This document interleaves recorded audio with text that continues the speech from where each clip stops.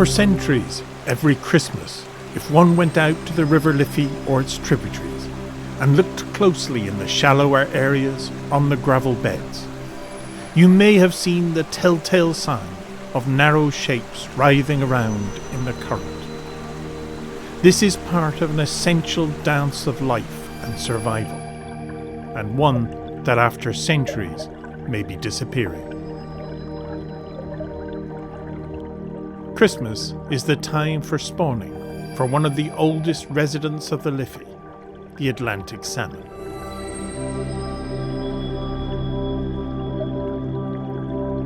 Atlantic salmon are critically endangered, and we're very fortunate to still have a number, albeit low, spawning here. Every single fish that comes back is important. Every single egg that's laid and every single fish that makes the journey back out to sea is indeed very, very precious.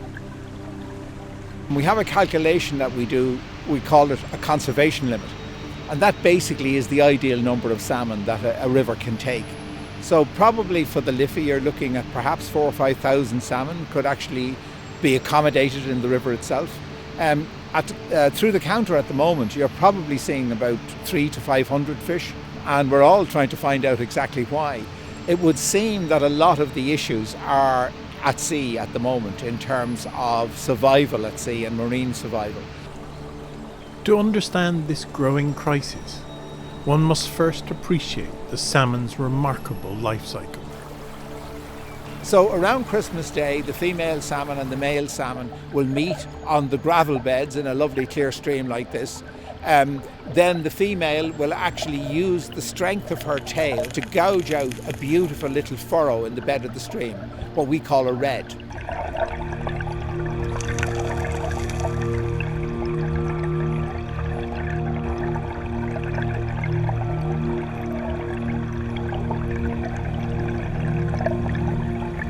Then she'll start to deposit the eggs. The male will come up beside her, he will then release the milt and fertilise the eggs. Female then will move back over that gravel, use the current again to put the gravel on top of the eggs. And this is done so that the water flows through the gravel because the eggs need oxygen.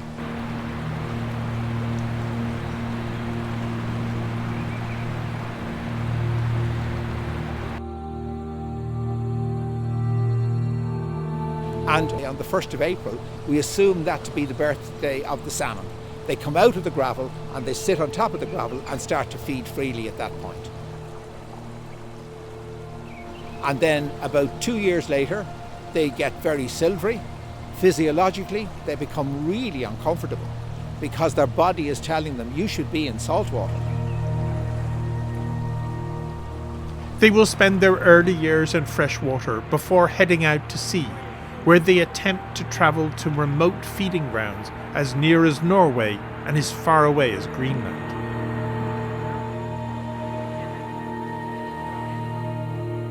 And some of them decide, well, we're going to mature this year. So then they come back after a year in the sea. Others then say, I'm not going to mature for 2 or 3 years. And they swim all the way to Greenland. And then they feed in Greenland and then they come back. Using extraordinary powers of navigation to find the exact river where they were born, the salmon will return.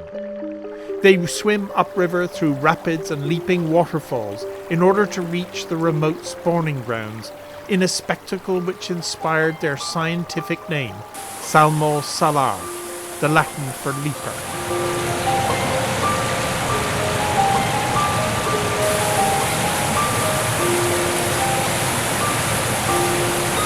At this time of year, they move into the headwaters of our catchments. They've fought the battle over the summer months. They've managed to survive the warm weather, the warm water, and they come up into the cold, up to the clean gravels, where they need to get to build a nest.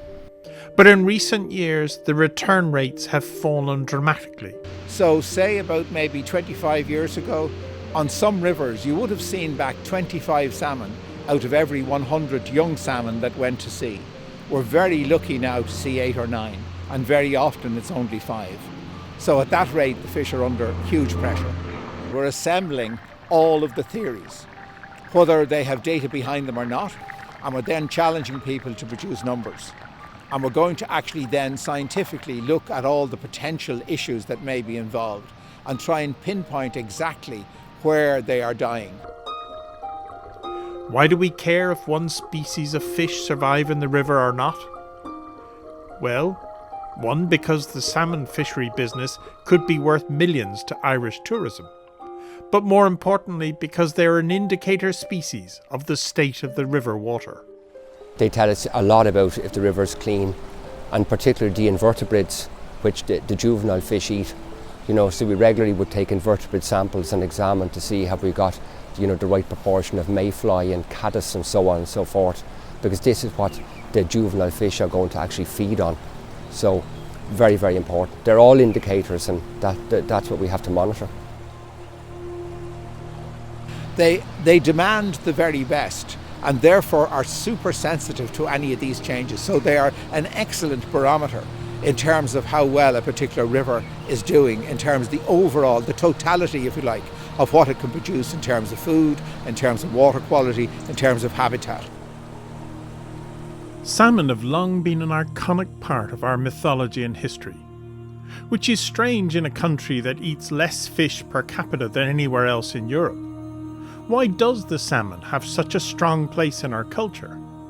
Fish ecologist and author Christopher Moriarty has heard a theory. W.S. Green, who was really the pioneer fishery scientist in Ireland, he suggested that until early in the 19th century, when the population exploded, the Irish had easy access to beef. And if you have easy access to beef, why would you go fishing? So precisely at the time of the least amount of produce and the least amount of fresh meat available, in the depths of winter, the Liffey, in times before river regulation many years ago, offered up many a meal to the hungry at Christmas time. Unfortunately today, above Leixlip, you can no longer catch salmon at all, in the hope that someday they will revive their numbers and live again every Christmas for people to watch and enjoy the salmon dance of life.